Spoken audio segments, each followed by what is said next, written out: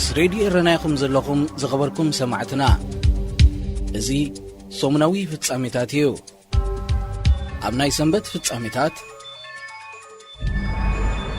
ከም መቕጸልታ ናይቲ ብዓርቢ 13 ሕዳር ኣብ ዶባት ኤርትራ ናብ ዝርከባ ቁሸታት ዝጀመረ ደብዳብ ትማሊ ድሕሪ ቅትርውን ኣብ ኣስመራ ሚሳይላት ከም ዝዓለበ ምንጭታት ሬድዮ ረና ሓቢሮም። ዛጊት 2 ሚሳይላት ኣብ ከባቢ ሓይሊ ኣየር ከም ዝዓለበ ዘረጋገጹ ምንጭታትና ድምፂ 2 ሚሳይላት እውን ከም ዝተሰምዐ ተኾነ ግን ዛጊት ዝዓለበሉ ቦታ ከነጽሩ ከም ዘይከኣሉ ሓቢሮም። እዚ ዜና ናብ ስቱድዮ ክሳብ ዝኣተወሉ ኣብ ህዝቢ ይኹን ንብረት ዝወረደ ጉድኣት ክፍለጥ ኣይተኻእለን። ኣገልግሎት ኤሌክትሪክ ተቋሪጹ ከተማ ኣስመራ ጸልሚታ ያምስያ። ይኹን እምበር ብዝሒ ዘለዎ ሰራዊት ካብን ናብን ይንቀሳቐስ ምህላው ናይ ዓይኒ መሰኻኽር ካብ ከተማ ኣስመራ ገሊጾም። ዓዲ ሓሎን ሚኒስትሪ ዜናን ካልእ ተወሳኺ ዕላማታት ክኸውን ከም ዝኽእል ስግኣት ከም ዘሎ ዝሓበሩ ምንጭታት ኤረና ዓዲ ሃሎ ዝርከብ ቤት ጽሕፈት ፕሬዚደንት ናብ ዘይተፈልጠ ጊዜያዊ ቦታ ይግዕዝ ምህላው ተንቢሆም። ብዓርቢ 13 ሕዳር ብደቡባዊ ሸነኽ ዶባት ኤርትራ ኣብ ከባቢታት ሓምበኳን ዓዲ ባዕከርን ዝጀመረ ደብዳብ ብምዕራባዊ ሸነኽ ከባቢታት ባድመን ኦም ሓጀርን እውን ቀጺሉ እዩ። ብቓልእ ወገንቲ ኣብ ከባቢ ኤርፖርት ኣስመራ ዝተሰምዐ ነትጉ ዝተቓጸለ መኽዘን ኣጽዋር ክኸውን ይኽእል እዩ ክብል ኤምባሲ ሕቡራት መንግስታት ኣሜሪካ ኣብ ኤርትራ ገሊጹ። እቲ ኤምባሲ ብዘመሓላለፎ መልእኽቲ እቲ ኣብ ከባቢ ሰዓት 7:50 ምሸት ዝተሰምዐ ነትጉ መጥቃዕቲ ሚሳይል ምዃኑ ዘርኢ ምልክት እኳ እንተዘየለ ዜጋታቱ ካብ መንበሪ ገዝኦም ወጻኢ ምንቅስቓሳት ከወግዱ መኺሩ። ካብ ወገን ሕወሓት በንጻሩ ኣብ ማሕበራዊ መራኸቢታት ኣብ ዝመሓላለፍ ዘሎ መልእኽቲ ኣብ ማዕርፎ ነፈርቲ ኣስመራ ናይ ሚሳይል መጥቃዕቲ ከም ዝተኻየደ ዝገልጽ እዩ።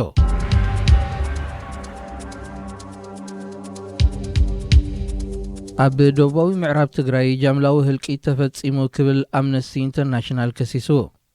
እቲ ኣህጉራዊ ትካል ብ12 ሕዳር ኣብ ዘውፅኦ መግለጺ ኣብ ማይካድራ ዝተባህለት ናይ ትግራይ ከተማ ብኣማይት ክቝጸር ዝኽእል ሬሳታት ኣብ ማእከልታ ከተማ ከም ዝተረኽበ ዘመላኽቱ ጭብጥታት ኣኪቡ ከም ዘሎ ፍሊጡ። ናይ ዓይኒ መሰኻኽር ነቲ ትካል ኣብ ዝሃብዎ ቃል ሰራዊት ሕወሓት ብዕለት 9 ሕዳር ምሸት ነታ ከተማ ገዲፍዋ ድሕሪ ምውጽኡ ንጽባሒቱ ናብታ ከተማ ምስ ኣተዉ ኣብ ጎደናታት ዝተዛሕዝሐ ሬሳታት ብዝሒ ከም ዝረኣዩ መስኪሮም።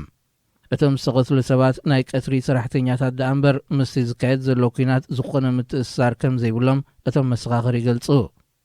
ኣብታ ከተማ ኣብ ፍቕዱ ዝተዛሕዝሐ ሬሳታት እኳ እንተተረኣየ ኣብ ከባቢ ንግዳዊ ባንክን ናብ ሑመራ ዝወስድ መስመርን ግና ንምርኣዩ ዘስካሕክሕ ትርኢት ከም ዝነበረ ኣምነስቲ ኢንተርናሽናል ብናይ ሳተላይት ስእልታት ከም ዘረጋገጾ ይሕብር።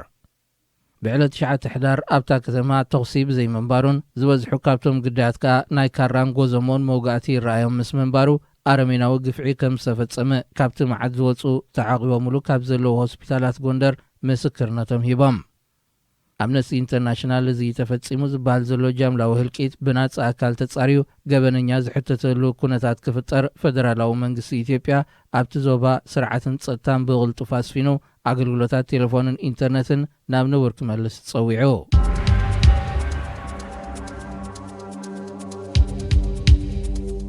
ፈደራላዊ መንግስቲ ኢትዮጵያ ምስ ህወሓት ጀሚርዎ ዘሎ ኩናት ኣብ ሒደት መዓልታት ክውድኦ ምዃኑ ፍሊጡ። ሓድሽ ሚኒስተር ጉዳያት ወጻእቲ ሃገር ደመቀ መኮንን ዲፕሎማሰኛታት ኣብ ዝሃቦ መብርሂ ማእከላይ መንግስቲ ነቲ ያውፅእዎ ዘሎ መደብ ከይወድአ ምስ መራሕቲ ህወሓት ክዘራረብ ከም ዘይኮነ ገሊጹ። ንሱ ብቲ ሃገር ንዝርከቡ ዲፕሎማሰኛታት ኣብ ሸራተን ሆቴል ኣብ ዝሃቦ ጋዜጣዊ መብርሂ እቲ ተጀሚሩ ዘሎ ውግእ ዒላምኡ ዝሃርመሉ ተኸታታሊ ኣኼባታት ክካየድ ምዃኑ እዩ ዝገልጽ። ወከልቲ ሰብኣዊ ጉዳያት ውድብ ሕቡራት ሃገራት ኣብቲ ጋጣሚ ብዘቕረብዎ ሕቶ ኣብ ትግራይ ስሩዕ ህዝባዊ ኣገልግሎት ክጅመር ሰብኣዊ ረድኤት ንዘድልዮም ወገናት መገዲ ክጣጣሕ ከም መስመራት ቴሌኮሙኒኬሽን ጽርግያን ማይን ዝኣመሰሉ ከዓ ንቡር ኣገልግሎቶም ክቕጽሉ ሓቲቶም። ንሳቶም ብተወሳኺ ኣብ ትግራይ ልዕሊ 800 ሰራሕተኛታት ረድኤት ከም ዘለውን ንምርካቦም ኣጸጋሚ ኮይኑ ከም ዘሎን ገሊጾም። ፈደራላዊ መንግስቲ ኢትዮጵያ ትንደልዩ ዓወታት ንጎናጸፎ ኣለና ክብል እንከሎ ዶክተር ደብረጽዮን ብወገኑ ሰራዊት ሃገር ንዓና ክሒዱ ምስ መንግስቲ ኤርትራ ብምዃን ንዝፍጽመልና ዘሎ መጥቃዕታት ንምክቶ ኣለና ኢሉ። እንተኾነ ምስ ምቁራጽ ኩሉ ዓይነት መራኸቢታት ካብ ሳልሳይ ወገን ዝተረኽበ ሓበሬታ የለን። ምስ ሬድዮ ረናይኹም ዘለኹም ዝኸበርኩም ሰማዕትና እዚ ሰሙናዊ ፍጻሜታት እዩ። ኣብ ናይ ሶኒ ፍጻሜታት ኣብ ኢትዮጵያ ክልል ትግራይ ካብ ዝካየድ ዘሎ ኩናት ናይ ዝሃደሙ ሰባት ብዝሒ ልዕሊ 25,000 ከም ዝበጽሐ መንግስቲ ሱዳን ኣፍሊጡ። እቶም ካብ መነባብሮኦም ዝተፈናቀሉ ቆልዑን ደቂ ኣንስትዮን ዝርከብኦም ኣሽሓት ኢትዮጵያውያን ህጹጽ ሓገዛትን መጽለልን ንኽረኽቡ ወኪል ላዕለዋይ ኮሚሽን ስደተኛታት ሕቡራት ሃገራት ምስ ሰበስልጣን ገዳርፍ ኣብ ምዝራብ ከም ዘሎ ኣፍሊጦ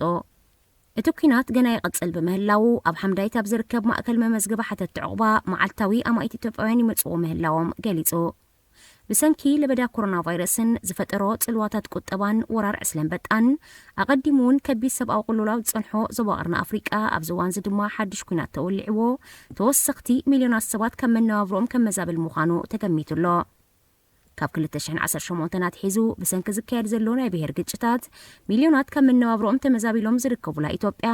እታ ዝያዳ በዚ ኩናት ክትሰት ትኽእል ሃገር ምዃና ይግለጽ እኳ እንተሎ ኣብ ኤርትራ እውን ተወሳኺ ከቢድ በሰላታት ክሓድግ ምዃኑ ንምግማቱ ኣየጸግመን እዚ ከምዚ ኢሉ እንከሎ ኢትዮጵያ ንኸቢድ ፀጥታዊ ሓደጋ ተቓሊዓትሉ ብዘላ እዋን ኣብ ክልል ቤንሻንጉል ጉሙዝ ብዝተኻየደ መጥቃዕቲ 10 ሰባት ከም ዝተቐትሉ ይግለጽ ኣሎ ኣብ ኢትዮጵያ ኣብ ክልል ኦሮሞ ምዕራብ ወለጋውን ናጽነት ኦሮሞ ዝቃለሱ ሓይልታት ተደጋጋሚ መጥቃዕትታት የካይዱ ምህላዎም ተፈሊጡሎ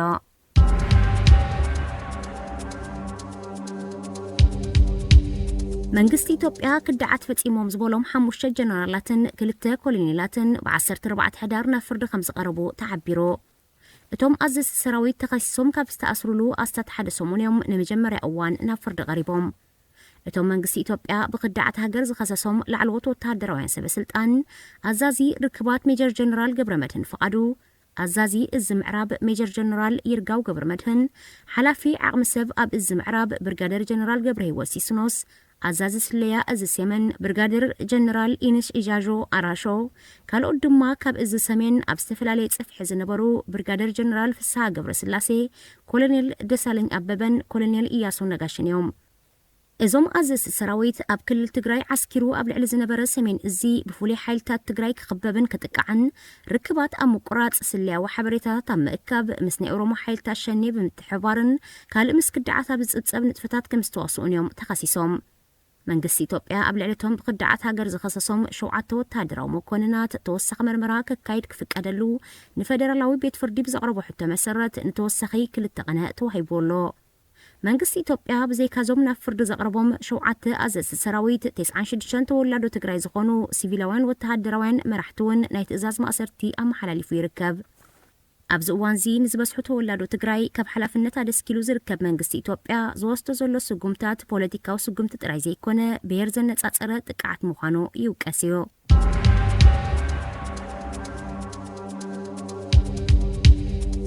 ንስርታት ናይል ሓደ ዝተሰመየ ሓባራዊ ወተሃደራዊ ልምምድ ግብፅን ሱዳንን ክሳብ 26 ሕዳር ክካየድ እዩ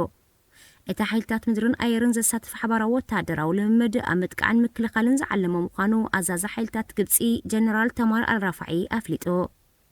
ኣብቲ ሓባራዊ ልምምድ ዝሳተፋ ፍሉያት ሓይልታትን ኮማንዶን ዘጠቓለላ ኣሃዱታት ግብፂ ብ14 ሕዳር ኣብ ሱዳን ናብ ዝርከብ ወተሃደራዊ ማዕርፎ ነፈርቲ ማርዋ ኣቴና ኣለዋ ይኹን እበር ኣብቲ ልምምድ ናይ ዝሳተፋ ብዝሕ ነፈርቲ ይኹን ኣሃዱታት ኣይተመልከተን ግብፅን ሱዳንን ዝሓለፈ ቅንያት ድሕሪ ዝበፅሕኦ ስምዕ ወተሃደራዊ ምትሕጋዝ እዩ እዚ ብዓይነቱ ናይ መጀመርያ ዝኾነ ሓባራዊ ወተሃደራዊ ልምምድ ዘካይዳ ዘለዋ ሃገራዊ ሰራዊታ ብዘመናዊ መልክዕ ንምህናፅ መደብ ከም ዘለዋ ብውቅዕ ዘፍለጠት ሱዳን ንሓገዝ ብቐዳምነት ካብ ዝጠመተተን ሃገራት ሓንቲ ግብፂ እያ እዚ ወተሃደራዊ ምትሕጋዝ ኣብቲን ኢትዮጵያን ግብፅን ብዝያዳ ዘሰሓብ ዘሎ ጉዳይ ኣጠቓቕማ ናይል ሱዳን ማእከላይ መርገጽ ንኸይትሕዝ ከገድዳ ከም ዝኽእል ተንተንቲ ይጠቕስዮም ምስ ሬድዮ ኤረና ይኹም ዘለኹም ዝኸበርኩም ሰማዕትና እዚ ሰሙናዊ ፍጻሜታት እዩ ኣብ ናይ ሰሉስ ፍጻሜታት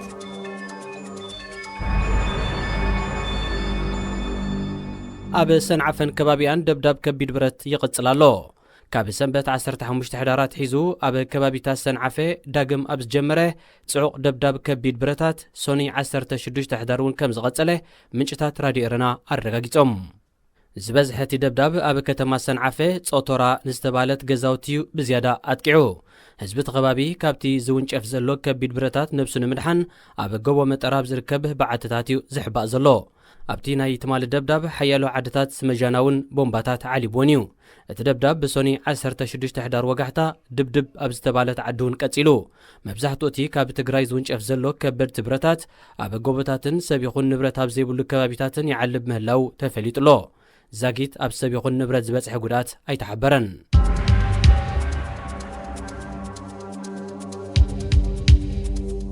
ሃገራዊት ጋንታ ኩዕሶ እግሪ ኤርትራ ካብ 22 ሕዳር ጀሚሩ ክሳብ 6 ታሕሳስ ኣብ ታንዛንያ ከተማ አሩሻ ኣብ ዝካየድ ግጥማ ሴካፋ ትሕቲ 10 ዓመት ከም ዘይተሳተፍ ተፈሊጡ። እዛ ሃገራዊት ጋንታ ካብዚያ ቀዲማ ክትሳተፍ ምዃና ተሓቢሩላ ዝነበረ ግጥም ከም ሰሓበት ብወገን ኤርትራ ዝተሓበረ ነገር እኳ እንተዘየለ ብሰንበት ኣብ ዝተዘርግሐ መደብ ግጥማት ግና ስም ኤርትራ የለን። ኤርትራ ኣብ ጉጅለለ ምስ ብሩንዲ፣ ደቡብ ሱዳንን ዩጋንዳን ተመዲባ ነይራ። ምስ ኢትዮጵያ፣ ሱዳንን ኬንያን ኣብ ጉጅለ ሕዝ ተመደበት ሩዋንዳውን ካብዚ ኣብ 2021 ኣብ ሞሪታንያ ዝካየድ ዋንጫ ኣፍሪቃ ትሕቲ 10 ዓመት ዘሕልፍ ናይ ዞባ ማእከላይን ምብራቕን ኣፍሪቃ መጻረይ ግጥማት ብፈቓዳ ተኣልያላ። ፌደሬሽን ኩዕሶ እግሪ ሩዋንዳ ብዘውፅኦ መግለጺ ብሰንኪ ሕማም ኮሮና ቫይረስ ንንውሕ ዝበለ እዋን ተቋሪጹ ዝነበረ መስርሕ ምምሃርን ምስትምሃርን ይጅምር በምህላው ዝበዝሑ ተጻወትና ከዓ ተምሃሮ ስለ ዝኾኑ ትምህርቶም አቋሪጾም ኣብዚ ጾታ ክሳተፉ ስለ ዘይክእሉ ምስ ሚኒስትር ትምህርቲ ብዝገበርናዮ ምርድዳእ ካብዚ ውድድር ስሒብና ኣለና ክብል አፍሊጡ። ፌደሬሽን ኩዕሶ እግሪ ኤርትራ ግና ሃገራዊት ጋንታ ካብዚ ተሰሪዑላ ዝነበረ ዞባዊ ግጥም ዝበኮረቱሉ ምኽንያት ኣይገለጸን። ኤርትራ ኣብቲ ካብ 13 ክሳብ 28 ታሕሳስ ኣብ ሩዋንዳ ክካየድ ተመዲቡ ዘሎ ናይ ትሕቲ 17 ዓመት ግጥማት ሴካፋውን ክትሳተፍ ድያ ክትበኩር ዛጊት ኣይተፈልጠን። ብዕድማ ተጻወቲ ጉንን ስም ዘለዋ ሃገራዊት ጋንታ ኩዕሶ እግሪ ኤርትራ ኣብ ዝገሸቶ ሃገር ተዓዊታዶ ወይ ተሳዒራ ካብ ዝብል ንላዕሊ ክንደይ ተጻወታ ዕቑባ ንምሕታት ተሪፎም ዝብል ጉዳይ ብዝያዳ ይዛርብ።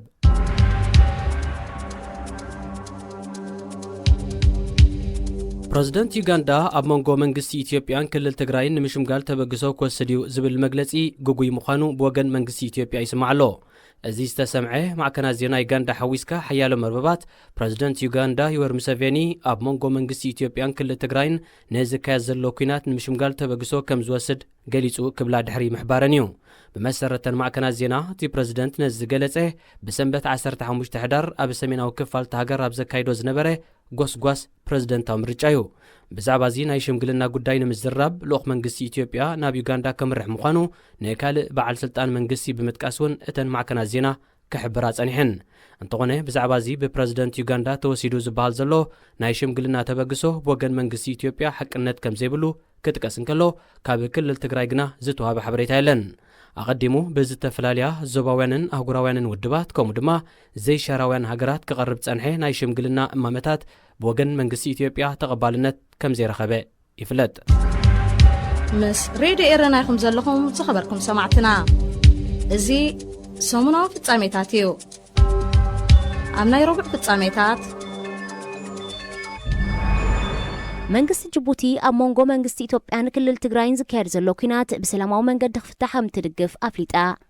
እቲ ሃገር ነዚ ዘፍለጠት ብኣማኻሪ ሃገራዊ ድሕነት ኢትዮጵያ ኣቶ ገዱ እንዳርጋቸው ዝምራሕ ልኡኽ ኣብዚ ሳለስቲ እዚ ኣብ ሁሉ ኩነታት ኢትዮጵያ ንምምያጥ ናብ ጅቡቲ ድሕሪ ዘካየዶ ምብጻሕ እዩ። ድሕሪ ዝርከብ ጅቡቲ ብ15 ሕዳር ኣብ ዘውፅኣቶ ወግዓዊ መግለጺ ብቐዳማይ ሚኒስትር ኣብይ ኣሕመድ ንእትምራሕን ሓድነታ ዝዓቀበትን ኢትዮጵያ ዘለዋ ደገፍ ብምርጋጽ ኣብ ትግራይ ተወሊዑ ዘሎ ኩናት ግና ብሰላማዊ መንገዲ ጥራይ ከም ዝፍታሕ ዘለዋ እምነት ገሊጻ። ነቲ ኩናት ብሰላማዊ መንገዲ ንምፍትሑ ተበግሶታት እንተተወሲዱ መንግስቲ ጅቡቲ ንምሕጋዝ ቁርብ ከም ዘለውን ሚኒስትሪ ጉዳያት ወጻኢ ኣብ ዘርግሖ መግለጺ ኣገንዚቡ። መንግስቲ ኤርትራ ኩናት ኣብ ልዕሊ ክልል ትግራይ ብወግዒ ክድግፍ እንከሎ መንግስቲ ሱዳን ንሰላም ከም ዝድግፍ እኳ እንተተሓበረ ንጹር መርገፂ ግና ኣይውፅአን። ካልኦት ጎረባብቲ ሃገራት ኢትዮጵያ ዝኾና ሶማል፣ ኬንያን፣ ደቡብ ሱዳንን እውን ኣብቲ ሃገር ተወሊዑ ዘሎ ኩናት ብሰላማዊ መንገዲ ጥራይ ከም ዝፍታሕን ዝገልጻ ዘለዋ። ናብ ስልጣን ኣብ ዝመጸሉ ቅድሚ 2 ዓመታት ሰላም ጎረባብቲ ሃገራት ኣብ ምውሓስ ላዕልን ታሕትን ክብል ዝተረኣየ ቀዳማይ ሚኒስትር ኢትዮጵያ ኣብይ ኣሕመድ ኣብዚ እዋን እዚ ኣብ ውሽጢ ሃገሩ ንዝተወልዐ ኩናት ብሰላማዊ መንገዲ ንኽፍታሕ ብኣህጉራዊ ማሕበረሰብ ዓለም ንዝቐርበሉ ዘሎ ጻውዒት ክቕበል ፍቓደኛ ብዘይምዃኑ ብማዕከናት ዜና ዓለምን ካልእ መንገድታትን ነቐፌታ ይውሕዝ ኣሎ።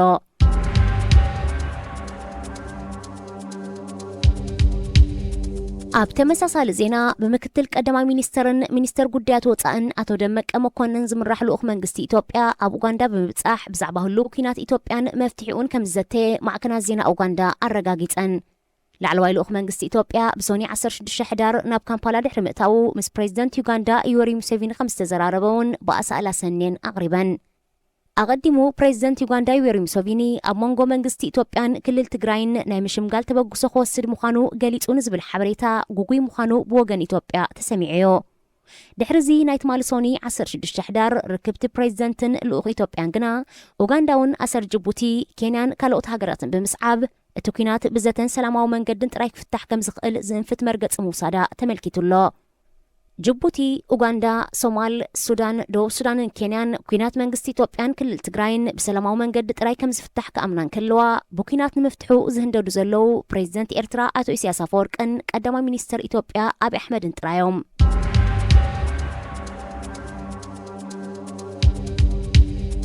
ኣብ ምብራቕ ሱዳን ዞባ ከሰላ ኣዛዚ ፖሊስን ዋና ጸሓፊ ምምሕዳርን ካብ መዝነቶም ክእለዩ ዝጽውዕ ሰላማዊ ሰልፊ ተኻይዶ።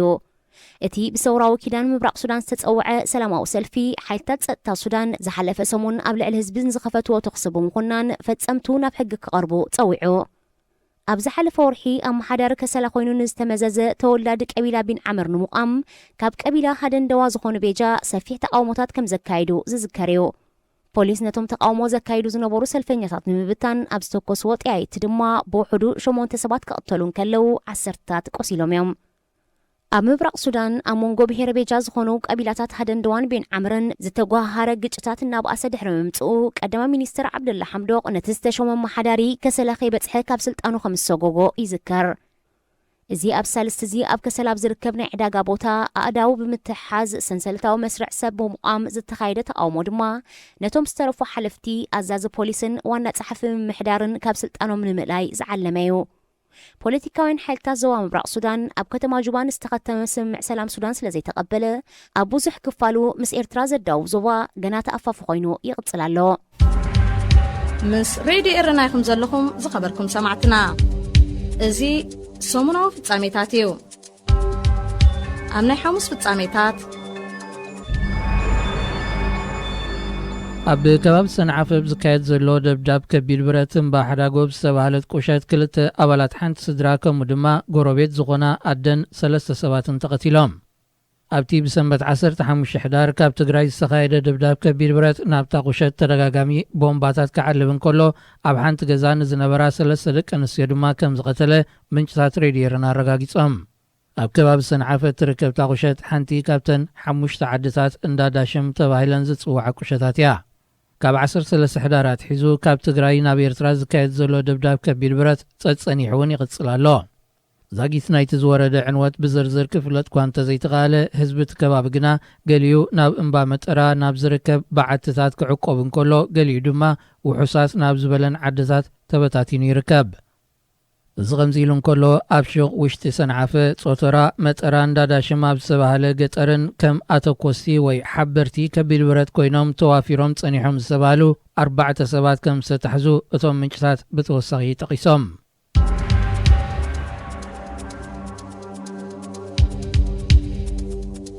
ጸሓፊ ጉዳያት ወጻኢ ኣሜሪካ ማይክ ፖምፔዮ ህወሓት ኣብ ልዕሊ ኤርትራ ዘካየደቶ መጥቃዕትን ነቲ ግጭት ናብ ኣህጉራዊ ደረጃ ንምዕራጉ ዝተገብረ ፈተነን ኮኒኑ።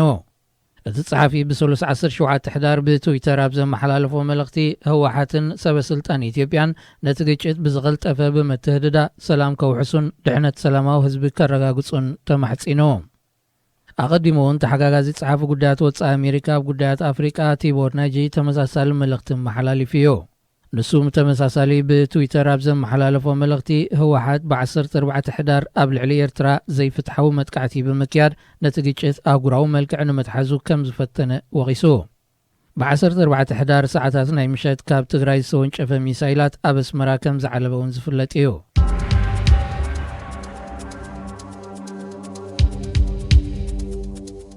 ኣብ ትግራይ ዝካየድ ዘሎ ኩናት እናሓየለ ኣብ ዝመጻሉ ሰራዊት ፈደራላዊ መንግስቲ ሓያሎ ከባቢታት ከም ዝተቖጻጸረ ገሊጹ። እቲ ሰራዊት ዛጊት ብምዕራብ ንሑመራ፣ ብሰሜን ንሽረ፣ ብደቡብ ድማ ንኣላማጣ ዝርከቦም ሓያሎ ከባቢታት ትግራይ ከም ዝተቖጻጸረ ብምርግጋጽ ናብ መቐለ ይግስግስ ምህላው መልኪቱ። ፕሬዚደንት ክልል ዶክተር ደብረጽዮን ትማሊ 18 ሕዳር ኣብ ዝሃቦ እዋናዊ መግለጺ ከተማታት ሽረን ኣላማጣን ኣብ ትሕቲ ቁፅጽር ሰራዊት መንግስቲ ከም ዝኣተው ኣረጋጊጹሎ። ሰራዊት መንግስቲ ብዘካይዶ ዘሎ ደብዳብ ከቢድ ብረት ኣብ ህዝቢ ጉድኣት የውርድን ናብ ዝኣተወን ከተማታት ድማ ህዝቢ የበሳብስን ኣሎ ክብል ከሲሱ። ህዝቢ ትግራይ ኣንጻር ወራር ዝበሎ ሰራዊት ፈደራላዊ መንግስቲ ክኸትት እውን ደጊሙ ጸዊዑ። ኣብዚ 2 ሳምንታት ኣቝፂሩ ዘሎ ኩናት ፈደራላዊ መንግስትን ክልል ትግራይን ካብ ክልቲኡ ወገን ናይ ዝሞቱ ብዝሒ ዕጡቓት ይኹን ሰላማዊ ህዝቢ ኣይተጠቕሰን። ይኹን እምበር ካብቲ ኩናት ናብ ሱዳን ናይ ዝሃደሙ ብዝሒ ሰባት ኣስታት 30,000 በፂሑሎ። አውሽት ክልል ትግራይ ውን አሽሓት ሰባት ካብ መነባብሮም ተመዛቢሎም ኣለው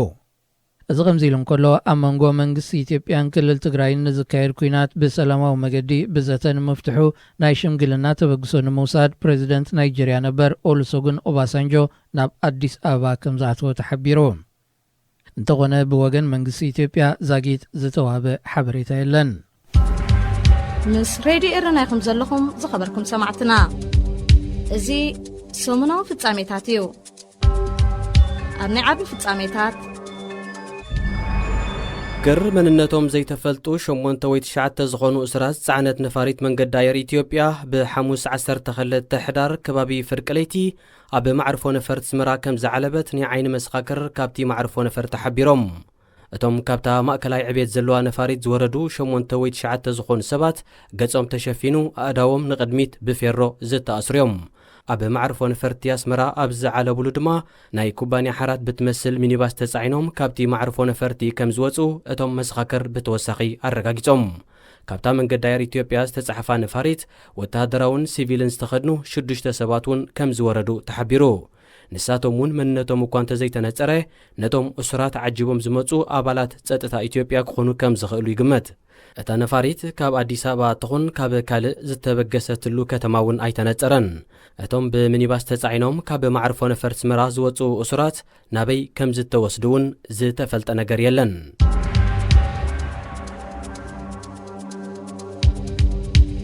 ኣብ ሰንዓፈ ዝርከብ ሆስፒታል ኣብዚ እዋን እዚ ኣብ ኩናት ትግራይ ብዝተወግኡ ወተሃደራት መንግስቲ ኢትዮጵያ ኣዕለቕሊቑ ከም ዘሎ ራድዮ ኤረና ከተረጋግጽ ክኢላላ እቲ ሆስፒታል ኣብዚ እዋን እዚ ናብ ማእከል ወተሃደራዊ ሕክምና ተቐይሩ ምስ ምህላው ሕዱር ሕማም ንዘለዎምን ተኣለይቲ ናይቲ ሆስፒታል እንተዘይኮይኑ ነበርቲ ሰንዓፈን ከባቢኣን ኣስታት 25 ኪሎ ሜትር ርሒቓ ናብ እትርከብ ከተማ ዓዲ ቀይሕ ኣብ ዘሎ ሆስፒታል ኣገልግሎት ክረኽቡ ዝንገሮም ዘሎ ሆስፒታል ሰንዓፈ ከም ኣካል ሕውየት ናይቲ ኣብ 1998 ክሳብ 2000 ዓመተ ምህረት ኣብ ዝተኻየደ ኩናት ዝወረዳ ዕንወት ተባሂሉ ብምወላ ሕቡራት ሃገራት ፕሮግራም ልምዓትን ሕብረት ኤውሮጳን ተሃኒጹ ኣብ 2015 እዩ ስርሑ ጀሚሩ ተሓከምቲቲ ናይ ሰንዓፈ ሆስፒታል ዝነበሩ ሕሙማን ምስ ኮሮና ቫይረስ ተታሒዙ ነስታ 8 ወርሕ ተናዊሑ ዘሎ መንቀስቓስ ህዝቢ ዝድርት ኣዋጅን ክብደት መነባብሮን ተደሚርዎ ኣገልግሎት ሕክምና ንምርካብ ናብ ካልእ ከተማ ክመላለሱ ተወሳኺ ጾር ኮይንዎም ይርከብ ከተማ ሰንዓፈ ማእከል ወተሃደራዊ መናሃርያ ኮይና ህዝባ ኣብ ከቢድ ናይ ውግእን ወረውግእን ሻቕሎት እዩ ተሸሚሙ ዝርከብ ብዛዕባተን ምስ ኢትዮጵያ ብዝዳወባ ከባቢታት ዝርከባ ከተማታትን ሓውሲ ከተማታትን ኤርትራ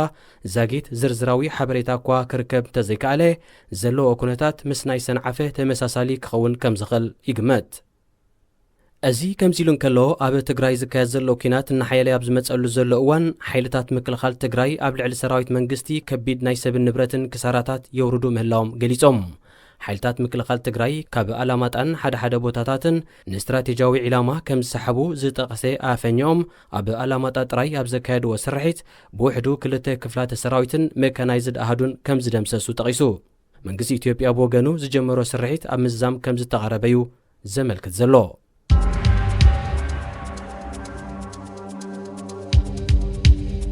ኡጋንዳ ን34 ዓመታት ኣብ ስልጣን ዝርከብ ፕሬዚደንት ዮዌሪ ሙሴቬኒ ክብድህ ይኽእል እዩ ዝተባህለ ሕጹይ ተወዳዳሪ ኣብ ውሽጢ ሓደ ወርሒ ንኻልኣይ እዋኑ ድሕሪ ምእሳሩ ኣብቲ ሃገር ተቃውሞን ናዕብን ኣጓሂሩ ኣብዚ ሳልስተ እዚ ኣብ ካምፓላን ካልኦት ከተማታትን ዝተጓሃረ ናዕቢ ብውሕዱ 16 ሰባት ክቕተሉን ከለዉ ሓያለው ቆሲሎም ኣስታት 100 ድማ ተኣሲሮም ዝተቓጸለ ትካላት እውን ኣሎ እቲ ናዕቢ ዝተጓሃረ ጎስጓስ ንዘካይድ ዝነበረ ሕጹይ ተወዳዳሪ ፕሬዚደንት ቦቢ ዋይን ፖሊስ ካብ ማእከል ህዝቢ ኣሲሮም ድሕሪ ምውሳዶም እዩ ፖሊስ ዩጋንዳ ነቲ ስጉምቲ ዝወሰደ ምስ መምርሒታት ምግታእ ለበዳ ኮሮና ቫይረስ ዝተተሓዘ ምዃኑ ኣብ መርበብ ሓበሬቱ ጠቒሱሎ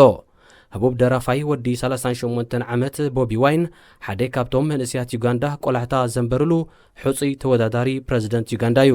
ካብ 1986 ሒዙ ኣብ ስልጣን ዝርከብ ፕሬዚደንት ዮዌሪ ሙሴቬኒ ዕድመ ንፕሬዚደንት ናይ ዝወዳደር ዜጋት ሃገር ዝገድብ ቅዋም ብምልዋጥ ዝመጽእ ወርሒ ለካቲት 2021 ኣብ ዝካየድ ምርጫ ንመበል 5 ግዚኡ ክወዳደር እዩ ወዲ 76 ዓመት ኮይኑ ዘሎ ፕሬዚደንት ሙሴቬኒ ኣብ ዝመጽእ ዓመት ተዓዊቱ ንዝቕጽል 4 ዓመታት ኣብ ስልጣን ተጸኒሑ ኣብ ምብራቕ ኣፍሪቃ ን4 ዓመታት ኣብ ስልጣን ጸንሐ ፕሬዚደንት ተባሂሉ ብዕድመ ስልጣን ክብረ ወሰን ክሕዝዩ ሬድዮ ኤረና ሬድዮ ኤረና ካብ ከተማ ፓሪስ ዝመሓላለፍ ብኤርትራውያን ጋዜጠኛታት ዝዳሎ ነፃ ሬድዮ እዩ።